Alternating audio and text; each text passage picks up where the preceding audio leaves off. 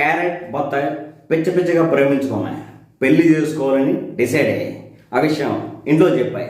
కానీ క్యారెట్ తల్లిదండ్రులు పెళ్లికి ఒప్పుకున్నారు, బత్తాయి తల్లిదండ్రులు పెళ్లికి ఒప్పుకోలేదు. ఎందుకంటే క్యారెట్ క్యాస్ట్ లోయర్ క్యాస్ట్, బత్తాయి క్యాస్ట్ అప్పర్ క్యాస్ట్.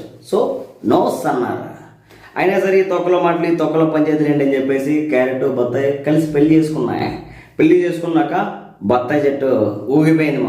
ఒట్టకాయ గ్యాంగ్ను అప్రోచ్ అయ్యి ₹1,00,00,000 గాను 15 లక్షలు అడ్వాన్స్ ఇచ్చేసి క్యారెట్ని లేపించేశాయి.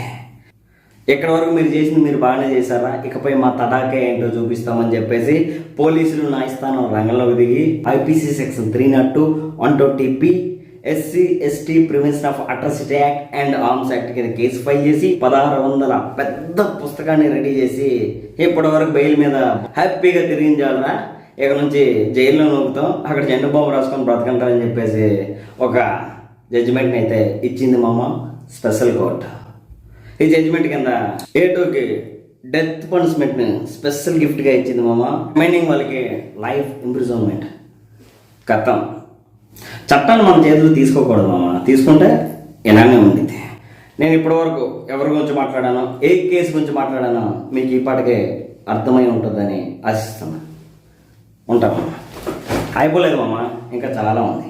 మళ్ళీ వెళ్తాం.